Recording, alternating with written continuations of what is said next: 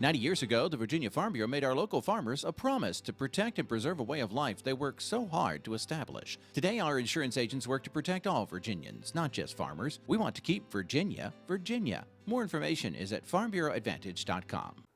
Hi everybody, welcome to Virginia Farming. I'm Amy Rocher.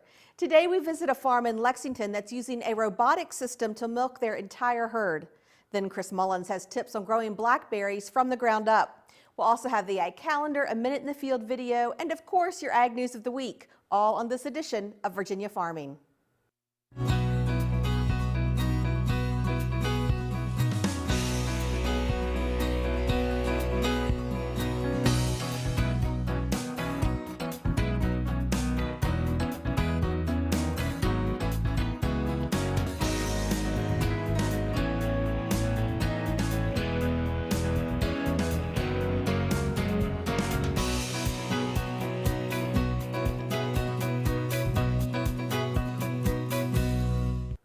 Another 178 new jobs are coming to the Commonwealth. Ballast Point Brewing and Spirits will invest $47.8 million to establish an East Coast brewing operation in Botetourt County. Ballast Point first began in 1996 as a backroom brewery behind founder Jack White's home brewing shop and has developed a wide portfolio of award-winning beers and is an internationally recognized leader in the craft brewing industry. Virginia successfully competed against several eastern states for the project, and this venture reinforces Virginia's reputation as a leader in the nation's burgeoning craft beer industry, which saw retail sales increase by almost 19% last year. Well, growing specialty grains for breweries like Ballast Point is one way the Virginia farm sector is adapting and growing. Dave Miller reports. The number of farms in Virginia remained almost steady, according to the most recent U.S. Department of Agriculture survey. Just 3% of the state's farms have disappeared in the past 5 years, going from 45,900 to 44,700. The National Agriculture Statistics Service says the total land in farms decreased by just 1,000 acres to 8.1 million, while the average Virginia farm actually grew by 2 acres to 181. Virginia's Commissioner of Agriculture, Sandy Adams, says the farm sector is evolving to meet today's market demands. We're seeing pickups in people growing hops, using grains for the distilleries, and then of course, like you mentioned earlier, the cideries. People are starting to grow more heirloom apples now for the ciders. Another specialty and niche crop that can hopefully make a little bit more money off, and then the grape growing continues. We need more grapes in Virginia for all the wineries we have. So that's another niche market where we're starting to see change and growth. The report says smaller farms are where the growing diversity of farm products are taking place. Those growers are more focused on 1 or 2 crops, whether it's specialty grains for breweries or vegetable crops. Agriculture Extension Agent Scott Ryder says the public won't see these changes, but they're important in rural Virginia. All of the land that was in production, short of something going to housing, or is going to remain in crop production, there's going to be about the same number of cattle, sheep, goats that there was. So the consumer won't see any difference because it's mostly a consolidation. Today's world market for agricultural products has led to an increase in competition and in many cases has led to lower commodity prices. Adams says that Virginia overseas sales are a big part of our farm economy. When you're talking about the global market and looking at prices changing there, you've got to remember also that we do a lot of exporting, $3.17 billion in exports. While the average age of a Virginia farmer has risen to 59, there's more to the story. Ryder says that you have to put that statistic into perspective. Well, a lot of times what the statistics doesn't show the rest of the family in that operation. They're just reporting the age of the reporting operator. It doesn't take into account sons, daughters, nephews, nieces, grandchildren that are part of that working farm operation. So while the numbers, the age is growing, rest assured somebody's going to keep these farms in production.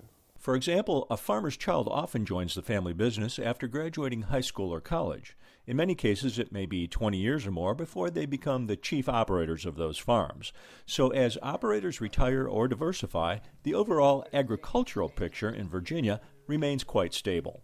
In fact, that succession offers a natural way for farmers to transition from traditional to new foods and products, or to expand the production of more traditional crops and livestock, because whatever is grown and at whatever age, in the end, the farmer has to make a profit. This is Dave Miller. Thanks, Dave. Well, those numbers that Dave talked about are gathered through numerous surveys. The National Agricultural Statistics Service is conducting two major mid-year surveys, the June Agricultural Survey and the June Area Survey. The agency is surveying more than 2,000 farms across Virginia to determine crop production and supplies levels in 2016. Officials say these are two of the most important surveys NASS conducts. When growers respond, they provide essential information that helps determine the prospective production and supply of major commodities in the United States for 2016. Everyone who relies on agriculture for their livelihood is interested in the results, which are scheduled to be released at the end of the month. Well, May was one of the soggiest months on record, and Virginia farmers are now scrambling to get crops planted. Farmers are reporting that they couldn't care for small grains or get started on corn and bean planting because it was too wet to put equipment in the fields. No hay has been cut for weeks. Farmers need at least a couple of days of clear weather to cut and dry hay, so it's been hard to come by. According to the National Weather Service, rainfall accumulations were 2 inches above normal all across the state. That rain also brought hay cutting to a standstill in most areas. Now, high-value hay like alfalfa is usually cut as often as 5 times a year, so missing that first cutting or two is going to be very difficult to make up at the end of the season. As we know, that standing water attracts mosquitoes, so it's time for horse owners to think about vaccinating their horses against mosquito-borne illnesses such as West Nile virus and Eastern equine encephalitis. Dog heartworm is also another common mosquito-borne disease, and humans are also at risk with the Zika virus being commonly transmitted by mosquitoes. Your best bet? Mosquito control. Methods include destroying standing water breeding sites, using insect repellents, removing animals from mosquito-infested areas during peak biting times, and turning off the lights in and around the barn at night. Well, June is Dairy Month, and today we visit a dairy farm in Lexington that's using cutting-edge technology to milk their herd. That's straight ahead on Ag Insights.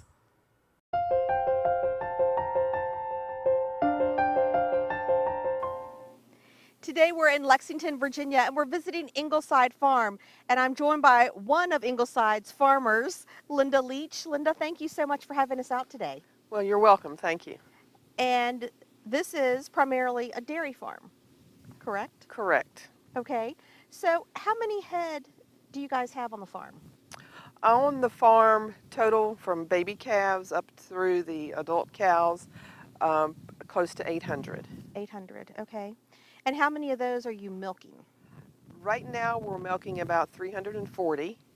That's actually milking and going in the tank, producing milk, and then another 80 that are dry, meaning they're pregnant, ready to have a calf, so they're not being milked right now. Then the remainder are replacement animals, young stock. And this has continued to be in your family. I just met your son, Bo, and I know your daughter, Jennifer, plays a big role here on the farm. What do your family members, what roles do they play? Okay, all of us are employed by Ingleside Dairy Farm. My husband, Charlie, is, I guess, the overall manager. But we're approaching the age where we're backing off, stepping out of management, turning that over to our children. He's involved with the crops, the cattle, anything involved with the farm. Our son Bo, he loves the equipment and field work. That's his main responsibility. However, if there's anything with the cows that needs to be done, he's able to step in and do what's needed. Jennifer, our daughter, is in charge of the cows. She would prefer working with the animals versus crops and tractors. So she's in charge of the herd health, the milking, and the employees we have that help milk and take care of the animals. And she also does the books, takes care of the financial records for the farm. Okay. And they say I'm chef, but I don't cook that much. So, but you make sure everybody's fed, right? Make sure everybody's fed. And my main responsibility is taking care of the young stock. After the calves are about 5 days old, I'm responsible for them through weaning, and then until they're about 600 pounds. So I do have about 120 to 150 animals that I take care of myself. So you don't have all that many employees working on this very large farm, but part of that is part of that is because you use robotics. Correct. First of all, how did you come about deciding to put in robotic milkers?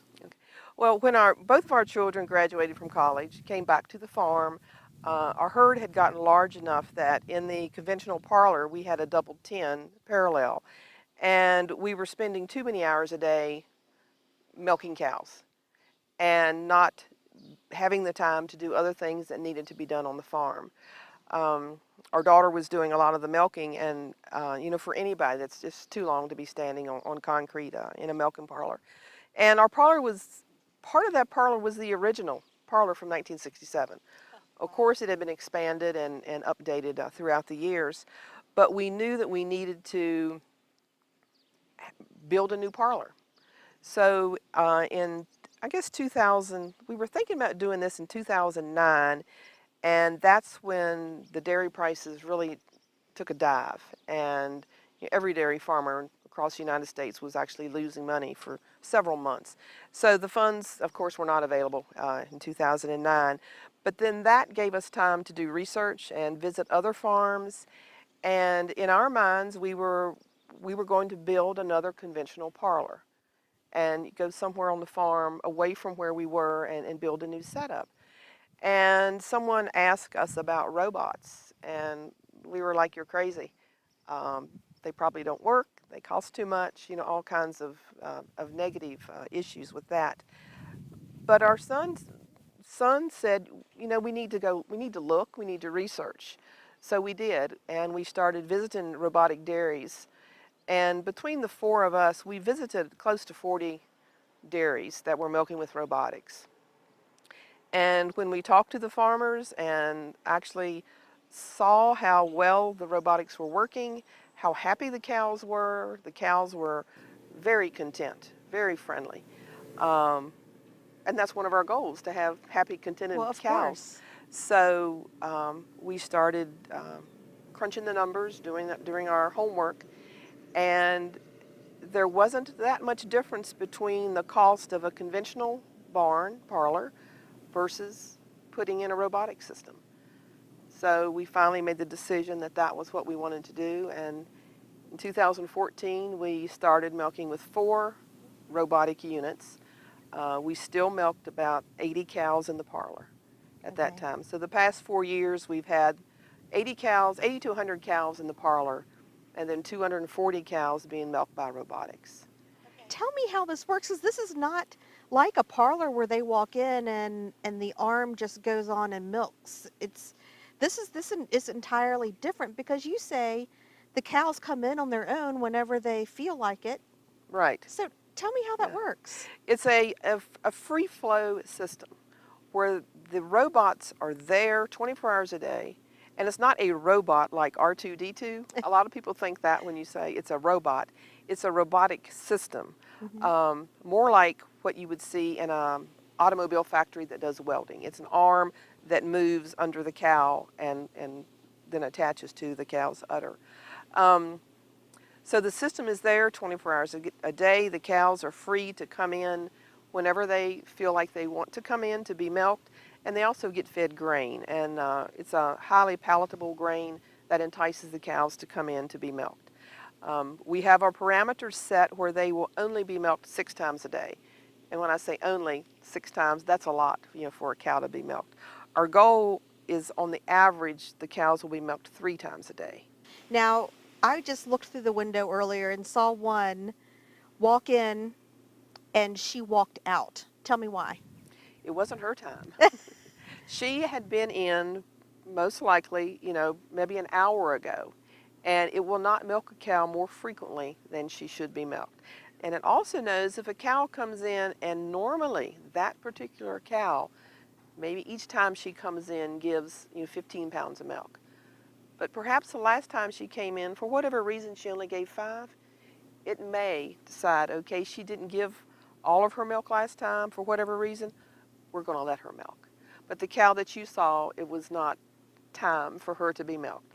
And how does the system recognize that? Each cow wears a collar around her neck with a transponder located behind her ear. And that transponder on her collar communicates with the robotic unit when she walks in to be milked, and lets the robotic unit know who that cow is. And computers do wonderful things. They keep Yeah. track of everything, They don't do. they? It's amazing. Now, what happens if a cow doesn't show up? This had to take a little bit of training to get the cows used to this whole new system. How did you do all that? The training period is, it takes, in 3 days after you first start, there are several cows that will start to come in on their own after 3 days. And then it seems that in 3 weeks, you're like, oh, there's a whole lot more cows are coming in on their own. After a month or so, most cows are coming on their own. But every day, twice a day, there are usually a few cows that have not been in. Those are our fetch cows. So twice a day, we do have to go into the barn and bring in the cows that haven't been milked within the last 13 hours. And the computer tells us who those cows are. Okay. There's So a list that is. You can go gather them up and make sure they come in. Right. Does that right. happen? Are you seeing that they're starting that list dwindles? Oh yes, yeah. 'Cause they In the like new it. barn, yes. In the new barn, we've only been in it a week, and yeah, the cows are coming in on their own now, and it's working well. So what are some of the advantages that you've seen going to a robotic system? Are the cows producing more? Are you getting more milk? Aside from the obvious that you don't have to man these. Now I say that, but I know the phone rings or there's alarms that go off if anything happens, right? Right. Yeah. The advantages are an increased milk production, just simply because the cow is getting milked more frequently. She produces more milk. The labor, we have reduced the amount of employees on the farm just through natural attrition. And when someone leaves, we haven't had to rehire to fill a certain position. Because this goes on 24 hours a day without a person being there, there is daily maintenance that does need to take place. And, that's very, very, just a few minutes a day Right. for daily maintenance. And one of the main things the robotic system does, instead of a person or two people or three or four milking the cows and spending their time standing there actually milking the cows, now you take that time and can take better care of your cows and do things that you haven't been able to do before just because you have more time. Right. And you're able to do what you need to do more on your own schedule. Instead of every morning the cows are going to be milked at 5 every morning. If there's a cow that you need to check on, well, you go check on that cow at 5 o'clock instead of, oh, I have to be milking the cows right now. That's amazing. And I know that your daughter, who really manages the herd and your herd health, must be just really enjoying these printouts that she's getting, being able to see what every cow is doing. Right. I mean, and there's all kinds of things you can see if something needs to be managed from those reports. Correct. Yeah, it's a huge management tool. That's absolutely amazing. Okay. Now, what about the milk itself? Is there anything in the system that can detect if there's something maybe wrong with the cow, or Right. if maybe she might be running a fever, or there could be something going on with her? Yes. What happens then? The first cc of milk from each cow is tested by the robotic system. It checks the temperature, which basically is the same temperature of the cow's body. It can do fat, protein, somatic cell count, color, clarity, conductivity. It can test the milk for so many different things. And if there is an issue with anything that is outside of the parameters, the computer will let you know. The system will let you know. And then you can go check on that cow and see if there is a problem. Okay. So if another farmer is interested in going to the robotic system, what do you suggest they do? Visit a lot of other robotic dairies, talk to the farmers, pay attention to the cows, and for us that made up our mind. We had questions at the first farms we went to if robotics was really something that would work. And when we found out it would, just by visiting farmers and looking at their animals, it alleviated a lot of our worries. Well, Linda, your farm is gorgeous. You have some beautiful ladies in there that are giving some nice milk. Thank you. And they all seem happy and healthy for sure. Yes. So thank you so much for having us out today. We really Thank do you. appreciate it. I've enjoyed it. We'll be right back.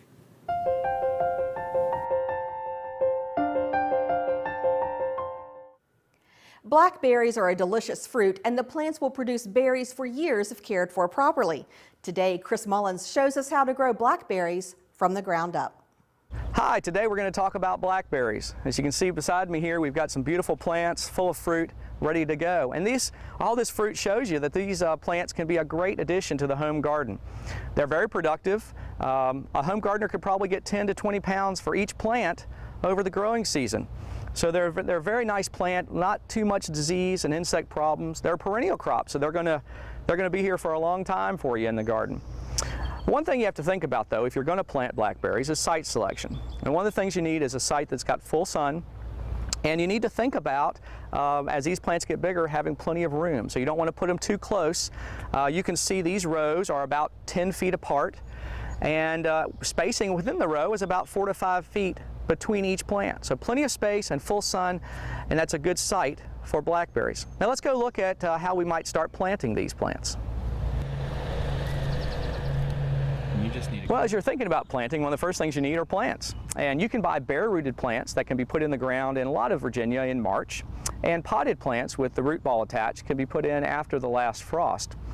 They can be put into ground that's got a pH of around 6.5 to 7. Sandy soil is very good. Heavier soils, if you can amend it with some organic matter, will do very well for blackberry. Blackberry plants can require a lot of water throughout the season, and this is one way to irrigate or provide water through this drip irrigation line. Water comes down here and drips out right at the base of the plant.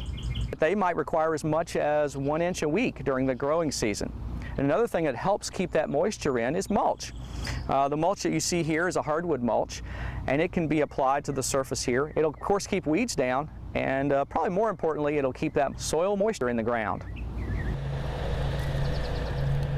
You just need a couple different types of blackberries, some that have thorns on the stem and some that are thornless. Of course, the thorn varieties are going to stick you a little bit when you work on them.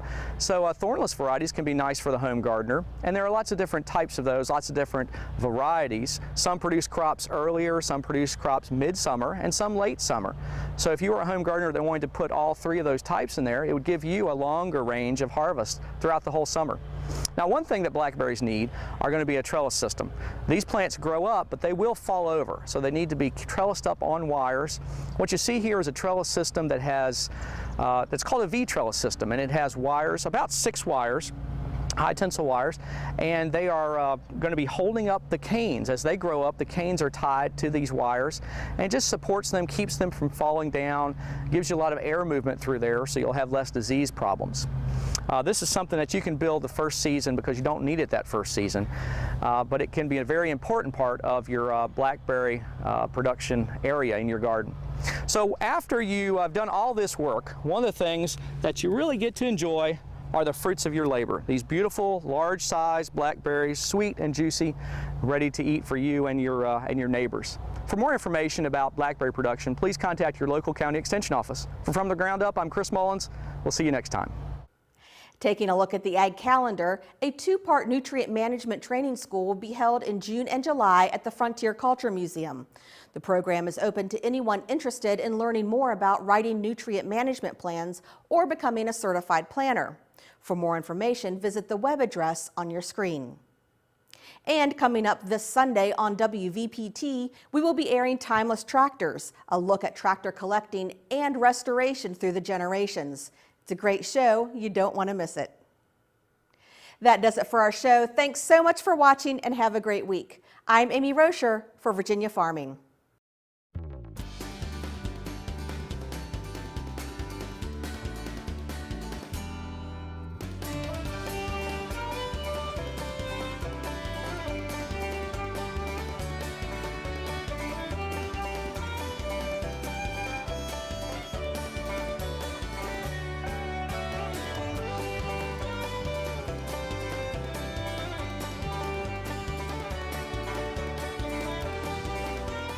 "90 years ago, the Virginia Farm Bureau made our local farmers a promise to protect and preserve a way of life they work so hard to establish. We want to keep Virginia, Virginia. Anyone can be a Farm Bureau member, and there's a local Farm Bureau in every county. More information is at vafarmbureau.org.